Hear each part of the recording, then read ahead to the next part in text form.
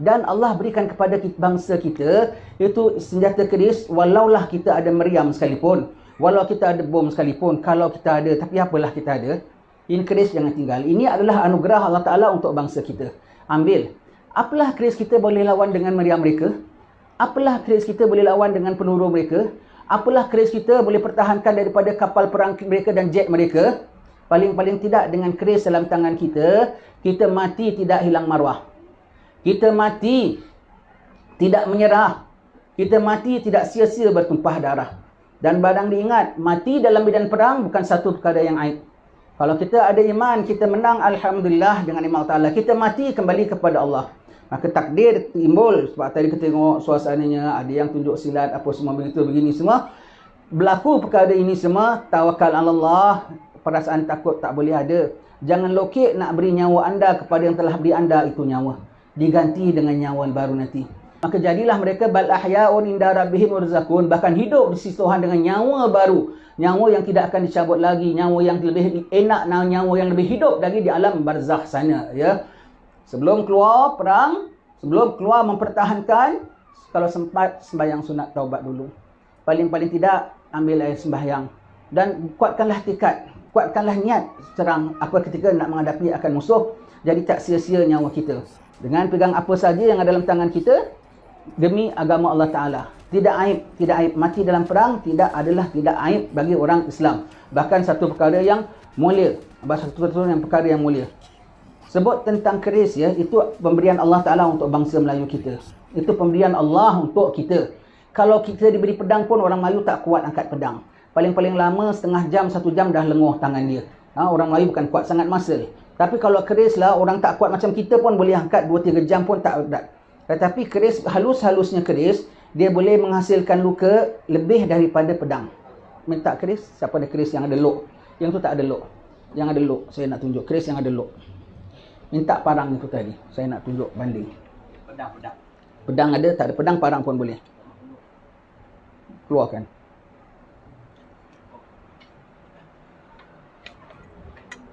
Ini parang besar lah, tapi tak apa. Tengok ya, keris halus, parang dan kasar. Tetapi luka yang boleh dihasilkan oleh keris tidak kurang daripada yang boleh hasilkan pedang. Tengok dia punya lebar dia, hampir sama tak? Kanan kiri.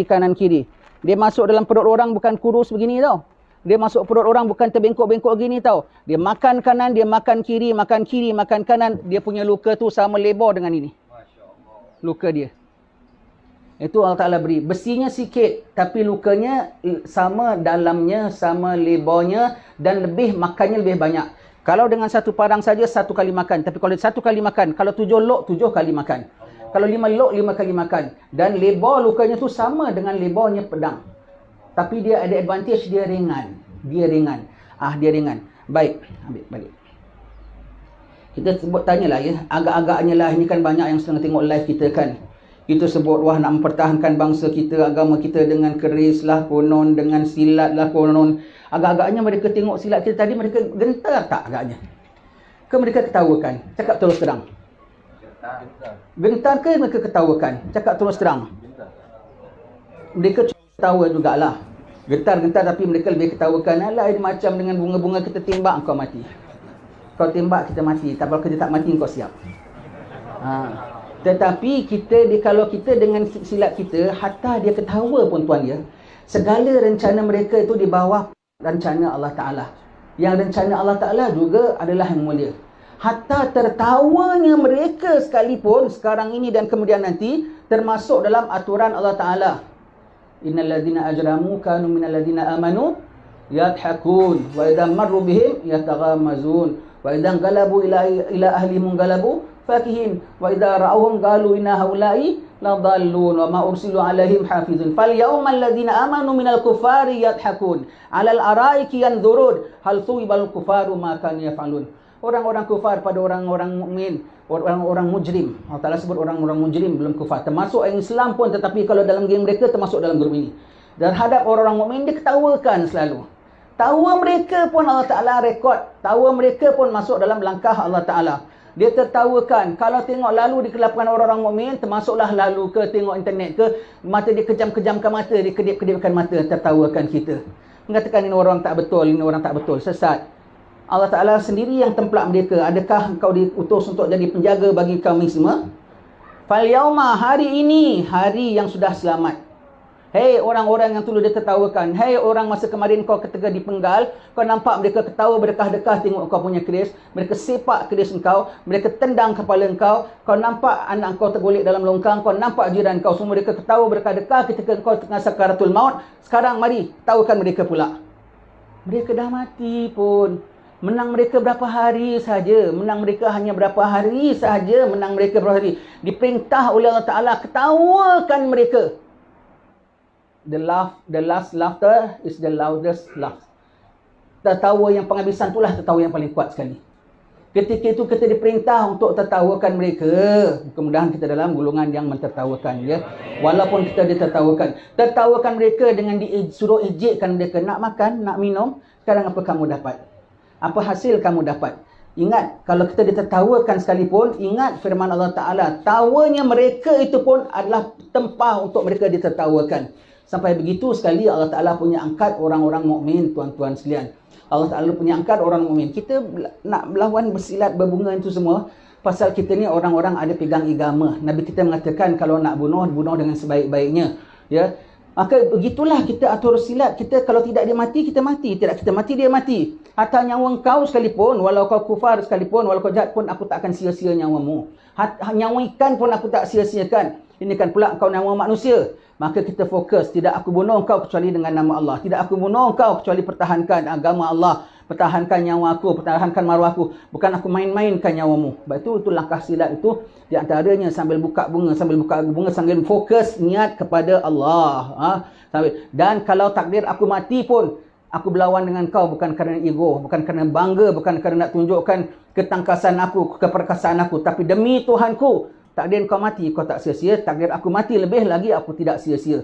Itu bangsa kita Melayu, tuan-tuan sekalian. Diberi oleh Allah Ta'ala, dipeliharakan Allah Ta'ala. Setiap apa ada dalam bangsa Melayu, semuanya tu ada manfaatnya. Semua. Sampaikan apa dalam bangsa Melayu, tauhid kita dapat. Agama Islam kita dapat. Selalu saya sebut dia. Kita akan dapat apa akidahnya Ahlus Sunnah wal Jamaah, Syairah pulaknya yang majoriti. Fiqahnya, kesyariatan kita dapat Imam Syafi'i pulaknya kita dapat. Tak payahlah nak pertikaikan lagi. Tentang akhlaknya kita dapat Imam Abu Hasan Syadzali, Imam Al-Ghazali. Semuanya kita dapat yang bawa Islam kepada kita pada habaib zuriat Rasulullah sendiri. Alurnya, brandnya itulah Yamani, Al-Iman Yamani, Hikmah Yamaniyah. Semua yang kita dapat semua branded punya tau.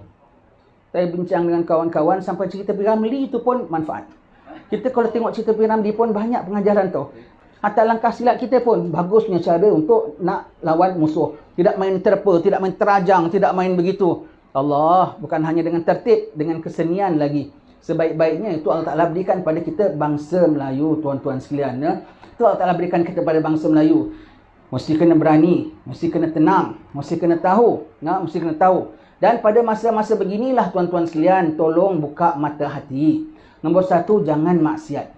Dari dulu dah tak boleh buat maksiat. Dari dulu dah tak boleh buat maksiat. Apatah lagi tengah waktu-waktu begini, syaitan sudah gembling tenaga dia. Kalau kita boleh nampak satu hari masuk dalam camp dia, camp latihan dia, satu hari tak tahu berapa ratus lori, berapa ratus bas dia ambil gembling tenaga untuk dia punya pasukan dia. Dan akhir-akhir zaman ni dia all out gunakan apa yang dia ada untuk ganggu umat manusia.